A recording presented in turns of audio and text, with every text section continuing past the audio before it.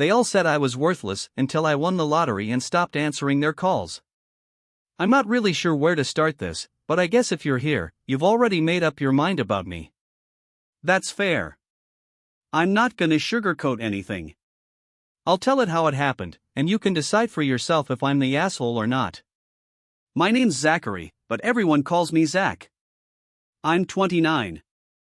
I used to work the night shift at Walmart stocking shelves, lived in a crummy one-bedroom apartment in Lubbock, Texas, and had exactly 2 friends, one of whom was my landlord's dog. The other was an actual human named Chris, a guy I met at work who used to bring me leftover donuts from his second job at a bakery. You know, real glamorous shit. Growing up, I was the family disappointment. I'm the youngest of 4, and somehow every one of my siblings ended up being these shiny, respectable people: an accountant, a nurse, and a software engineer. Me? I dropped out of community college and worked retail. My parents were never violent or anything, but man, they made it clear I was the weak link. I don't think I can count how many times my mom looked at me and said, "When are you going to get your act together?" She said it like I lost $1 million inheritance and not just got fired from delivering pizzas that one time. My dad? The man barely spoke to me unless it was to make some dig like, "Maybe you should have paid more attention in school instead of those video games." And holidays? God, don't get me started on holidays. Christmas was like a family resume contest, and I didn't even get an interview. I'd sit at the kid table even into my mid-20s, and they'd joke about how Zach still hasn't figured out what he wants to be when he grows up. My cousin Rachel called me Uncle Failure once at Thanksgiving when she was drunk and the whole table laughed. I always laughed too, because what else could I do? It wasn't like I didn't try. I applied to over 50 jobs after dropping out. I interviewed at dealerships, delivery services, even a temp office for medical billing. I never got anything long-term. Walmart was the only place that didn't treat me like an accident. It wasn't fun, but it was mine. I got up, I worked, I paid rent. No one celebrated me for it, but at least I wasn't asking for handouts. My siblings never helped. Not once. My brother could have gotten me in where he worked, he even joked about it, but then said, "You wouldn't last a week." My sister offered to coach me through an interview, but then ghosted me for 2 months. I remember one birthday, I think it was my 25th, nobody in my family called me. Not one of them. I ate ramen alone and watched Netflix until I passed out on the couch. So, no, I didn't think anyone would notice if I just vanished. Then one night, after a shift that ended with a kid puking in aisle 5 and me getting yelled at for not clocking out fast enough, I stopped at a 7-Eleven for a gas station burrito. The line was short, and I had $5 in my pocket. I bought a scratcher ticket. Just one. I scratched it in my car while the burrito microwaved in my lap. I thought it was fake at first. $12 million. After taxes, it had come out to around 7 and some change. I reread it at least 30 times, Googled the number, checked it against the website, then drove down the street to puke in the bathroom of a Shell station. I didn't sleep that night.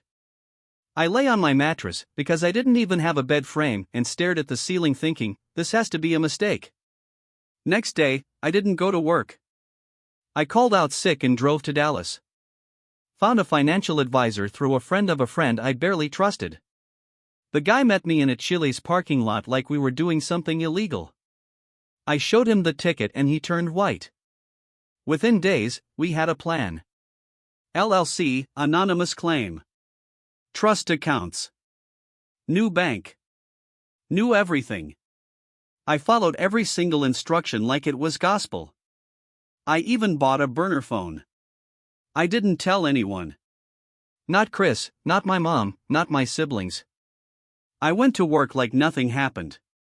I stocked cat food and Clorox wipes and dealt with a manager who thought he was a Marine general. I lasted 2 weeks before I quit. I told him I was moving to San Antonio for a job. Close enough. I didn't move to San Antonio. I moved to Austin. Rented a furnished townhouse under the name of my shell company. Bought a used Lexus, quiet, clean, silver. I didn't want a red sports car or anything flashy. Just something that didn't smell like fried chicken and sadness.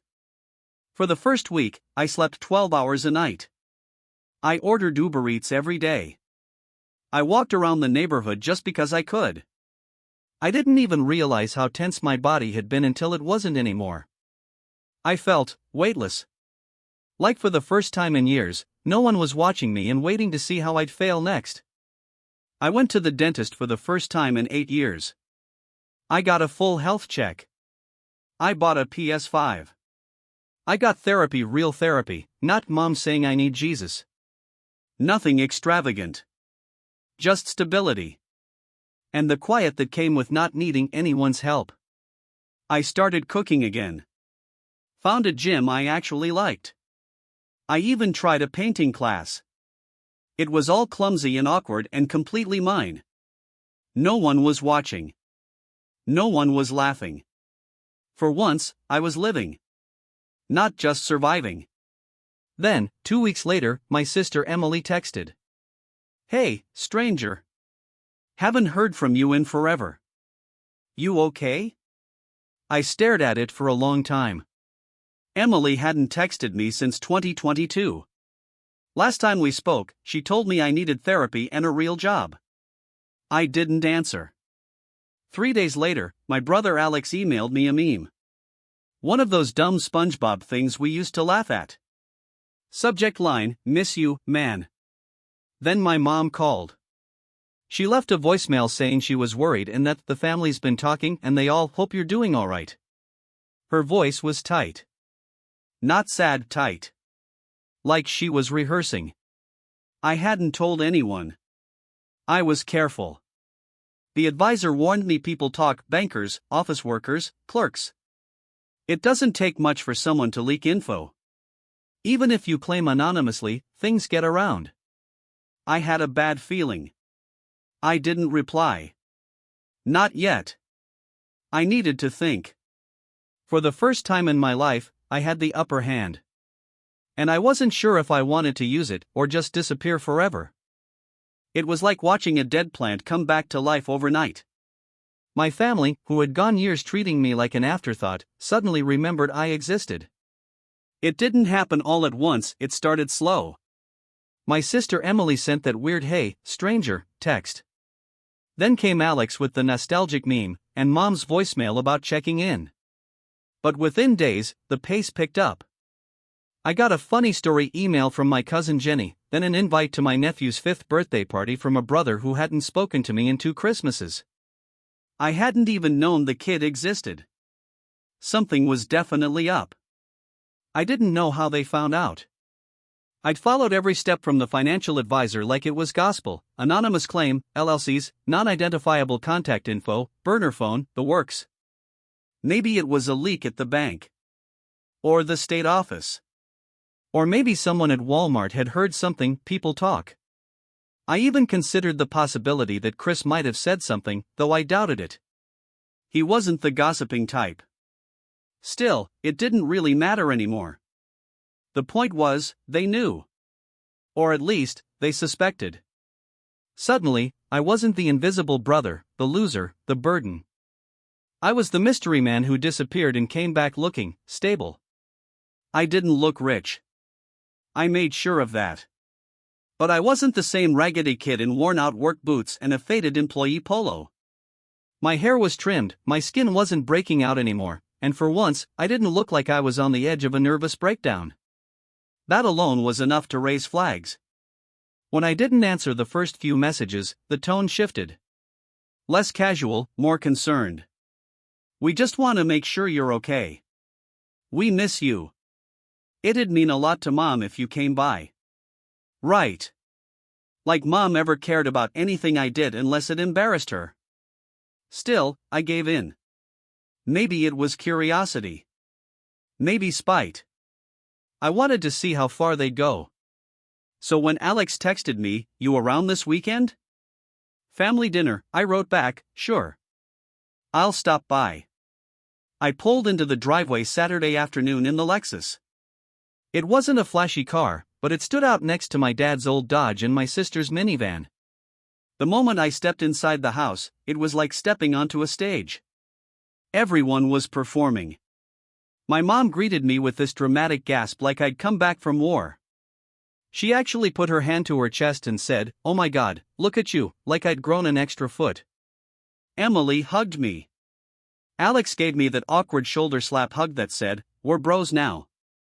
My dad gave me a once-over, nodded, and muttered, "You look different." That was a lot coming from him. The food was already out: Mom's famous casserole, too many side dishes, store-bought dessert disguised as homemade. The table was packed.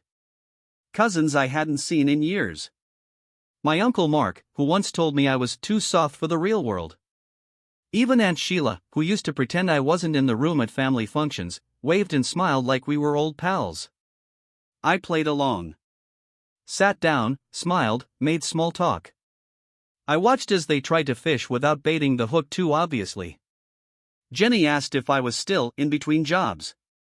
Emily wondered if I'd moved. My cousin Daniel casually brought up crypto. "Have you looked into investments lately?" he asked, swirling his wine. Alex made a joke about winning the lottery and everyone laughed a little too hard. My mom laid it on thick. "You always had such a kind heart, Zach. Remember when you gave your Halloween candy to the neighbor boy? You've always been so generous." I nodded and chewed my casserole. Let them talk. I wasn't confirming anything. "So what do you do now?" someone asked. "Bit of everything," I said. "Just trying to enjoy life." "That's wonderful," Mom said, beaming. "You deserve to relax. You've always worked so hard." I nearly choked. These people had spent years treating me like a cautionary tale. Now they were rewriting the script. "You know," Emily said quietly later while we cleaned up dishes, "if you ever wanted to invest in something, I have this idea for a home decor boutique, small scale, online." "Sounds cool," I said. "I'll think about it." She smiled too quickly. "No pressure. Just, I've always admired your intuition." I bit the inside of my cheek to keep from laughing. At what point had they started believing their own performance? After dinner, I stood outside with a paper plate of cookies and watched the sunset. My dad came out to stand next to me. We didn't talk at first. Then he said, "You've changed." "Yeah?" I said. "You look calm." "I am." He nodded slowly. "Took you a while." That was the closest thing to a compliment I'd ever gotten from him. I didn't respond. We stood in silence until he went back inside. I left soon after. The moment I got home, I felt like I could breathe again. Their smiles, their questions, their sudden warmth, it was all exhausting. But I'd expected that. What surprised me was how little it affected me. A year ago, that dinner would have destroyed me. Now, it barely scratched the surface. The next morning, I had 6 unread messages. "Last night was so nice. We've missed having you around. Glad to see you doing well. Let's grab lunch soon, just you and me. Got a business thing I'd love to talk to you about, maybe something we could partner on." And then, the kicker, from Mom, "You've always been the heart of this family, Zach. Don't forget that." I tossed the phone on the couch and made coffee. It was almost funny. The performance, the forced affection, the sudden interest, they didn't even try to hide it. But I wasn't mad. I wasn't even hurt. I felt like someone who'd walked away from a burning building and turned around to realize it wasn't his house anymore. Let them knock. Let them ask. Let them pretend. I owed them nothing. Coming into that dinner, I figured things would get weird. I didn't expect the full-blown shift from awkward fake affection to open pressure to start the moment I walked out their door. It was like they held a post-game strategy meeting the second I left. Someone probably stood at the head of the table with a dry erase board like, "Okay, Team Parasite, let's regroup." Because the next day, my phone rang. It was Emily. I let it buzz twice before answering. "Hey," I said. "Zach," she said, soft and rehearsed, like she was auditioning for a commercial. "Yesterday was really lovely. It felt like old times, didn't it? Sure, I said. It was fine. I'd been thinking, she continued, about what I said. The boutique. I wasn't going to bring it up again, but I'm at a point where I might lose everything. I maxed out 2 cards. I'm behind on inventory. I'm not looking for a handout, just a loan. Friendly terms. You know I'd pay you back. I'm not funding anything, I said, trying not to sound harsh. She paused. Wow. Okay. I just thought, whatever. You do you. I just hope you remember who was there for you. That was Rich. She wasn't there when I had to borrow $80 from Chris to keep my lights on. She wasn't there when Dad skipped my birthday 3 years in a row. That afternoon, Alex called. Hey, man. So listen, I didn't want to say anything at dinner, but things are bad. Mortgage is behind, Steph's car is shot, and daycare's killing us. If you could just float us 5-10 grand. No, I said. You don't even want to hear the details? No, Alex. I don't. You're serious? Dead serious. So that's it? I'm your brother. You were silent when I needed you. Jesus, he muttered. Money changed you. No, it revealed you. He hung up. Then came the texts. Jenny asking for tuition help. Daniel pitching an app. Aunt Sheila wanting to fix up her kitchen. My cousin Rachel even reached out to ask for help paying off credit card debt from a bachelorette trip in Cancun. Cancun. When I stopped responding, the tone changed. Dramatically. I went from golden boy to ungrateful bastard overnight. You think you're too good for us? After all we did for you? You wouldn't have anything without your mother. We always knew you'd turn your back the second you got a taste of success. Mom's voice appeared next. Voicemail. Sobbing. I just don't understand why you hate us. I was never perfect, but I did my best. You're punishing me. That's what this is. You're punishing your whole family. I listened to the full message once, then deleted it. I didn't hate them. I just didn't trust them. And that seemed worse in their eyes. 2 days later, Alex called again. Look, everyone's upset. We need to talk. In person. Talk about what? Family stuff. Real stuff. You mean another ambush? Don't be dramatic. Just show up. I agreed. Out of morbid curiosity. Not obligation. Not guilt. Sunday. I showed up. Same house. Same sagging porch. They were already inside. Mom, Dad, Emily, Alex, Jenny, Daniel, Aunt Sheila, even Cousin Paul, who hadn't said a word to me since high school. I walked in. The room got quiet. Chairs in a circle. Tense smiles. Zach, Emily began, were worried. You've changed. I've grown up. You've shut everyone out. No. I've protected myself. Alex chimed in. You're acting like we're villains. You showed up when you thought I had money. That says enough.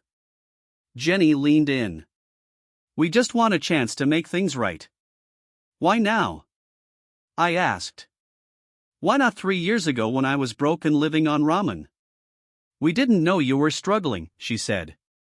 You didn't ask. I shouldn't have needed to. Mom wiped her eyes. I want my son back. You want the version of me who kept quiet while you ignored me. Dad sat up straighter. Watch your tone. Or what? I asked.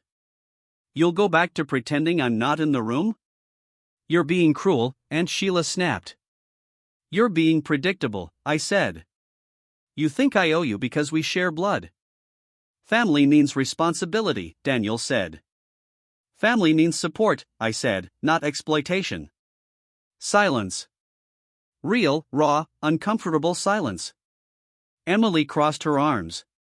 So what now? Now, I said, standing, I walk away. And I don't look back. You'll regret this, Alex said. Maybe, I said, walking toward the door. But it'll be my regret.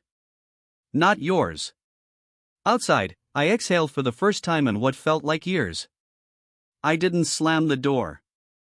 I didn't peel out of the driveway. I just left. I didn't even turn the radio on. The silence was better. It reminded me that, for once, I wasn't escaping anything, I was choosing peace. I drove slow, not in a hurry to go anywhere. For the first time in years, no one was waiting to judge me on arrival. No one would roll their eyes when I spoke.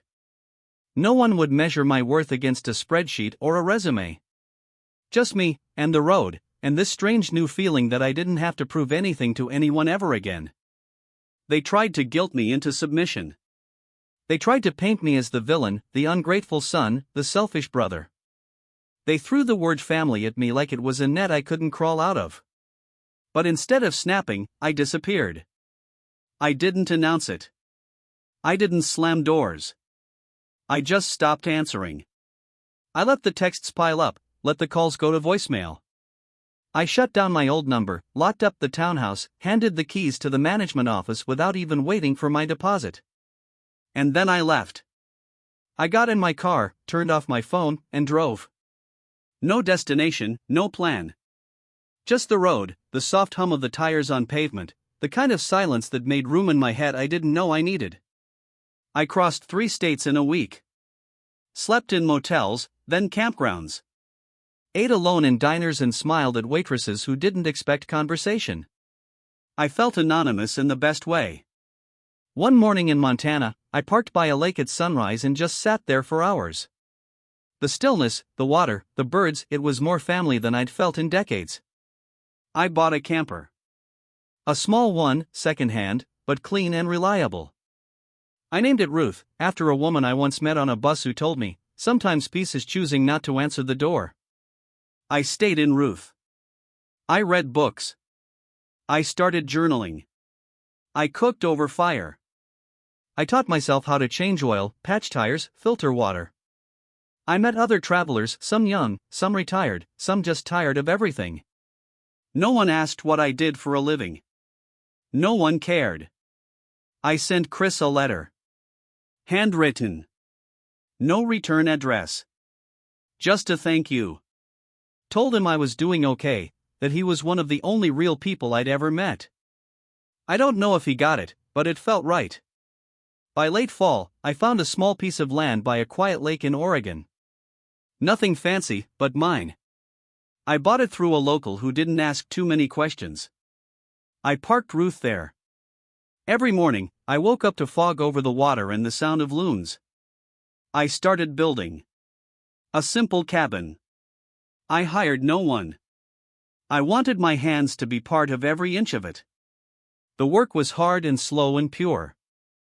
I kept a journal by the bed and every night I wrote one sentence, today I existed on my own terms. I got stronger. Not just physically. I stopped flinching when I heard my name. I stopped checking the mirror for proof I mattered. I stopped waiting for apologies that would never come. My family faded. Their noise, their hunger, their guilt, all of it dissolved in the stillness I created for myself. I thought about them less. I dreamed about them less. And the less I thought, the freer I became. One morning I built a bench. I put it facing the lake. I sat on it for hours. I watched the clouds move. I didn't think about who might want a piece of me. I didn't think about money. I just breathed. I remembered moments I used to try to forget. A time when I fell off my bike and cried in the yard for 20 minutes and no one came out. A time I was homesick and nobody noticed. But those memories didn't sting now. They floated by like old boats. I didn't wave, but I didn't sink them either. That's how I knew I was healing. I even started painting. Not well, but with joy. Watercolors mostly. trees, skies, Ruth. I found a joy I hadn't known I'd missed. And a peace no one could bargain away. I learned to identify birds by sound. I learned to mend clothes by hand. I kept a list of things I'd never done before and crossed off a new one every week. I stopped dreading birthdays. I stopped expecting holidays to feel like anything. Some nights were hard. Some mornings were lonely. But even those were mine. And that made all the difference. I wrote stories again, just for myself, just to see where they'd go. I started baking bread and left extra loaves at the trailhead for passing hikers. I put a sign by the edge of the lake, "Rest here." No one came, but the offer felt good. I found a stray dog, a mutt with a torn ear and quiet eyes, and named him Hollow. He didn't bark much, but he never left my side. He curled at the foot of the bed and watched the fire with me. And that was family enough. For the first time in my life, that was enough. No explanations. No justifications. Just silence, space, breath. A cabin. A lake. A name I didn't owe to anyone.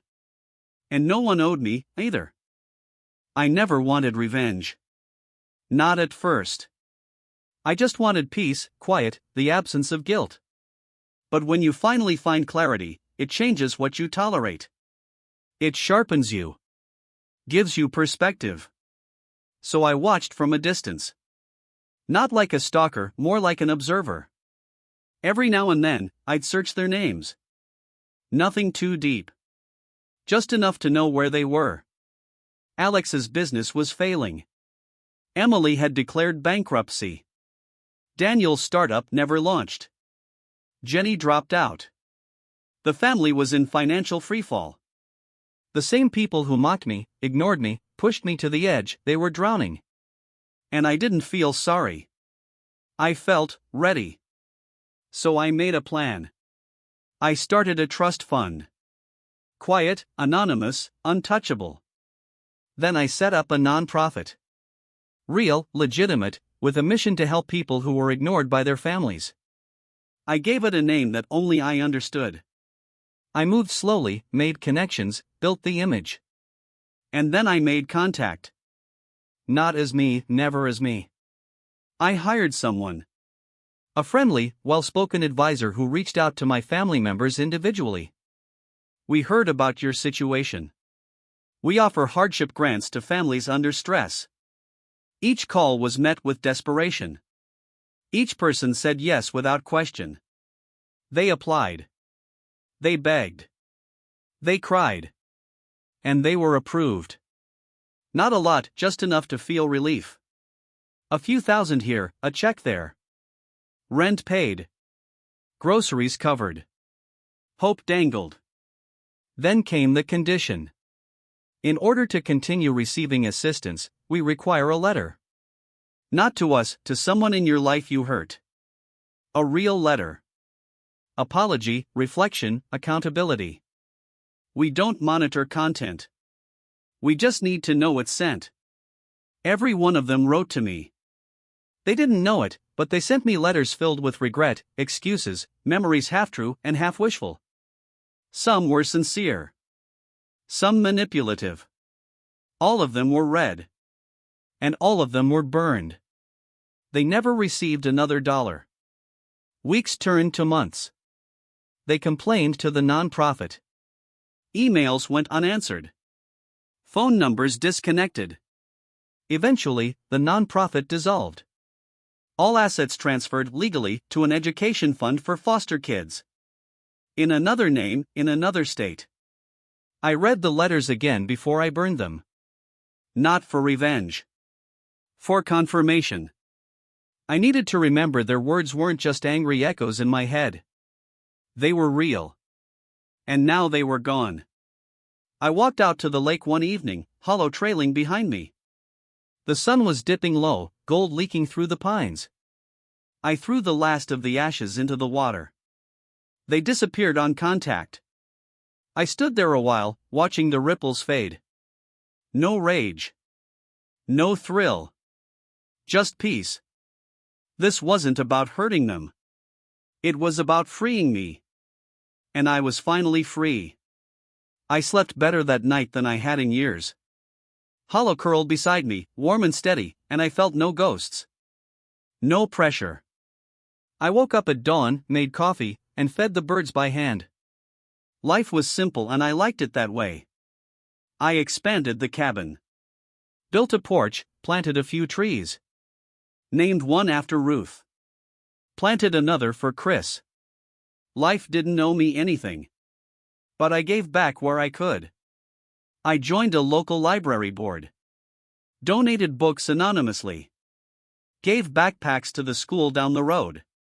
No one knew who I was. Just a guy in a beanie who liked quiet. The world turned. Seasons changed. And I was no longer waiting for closure. Because I had created it. On my terms.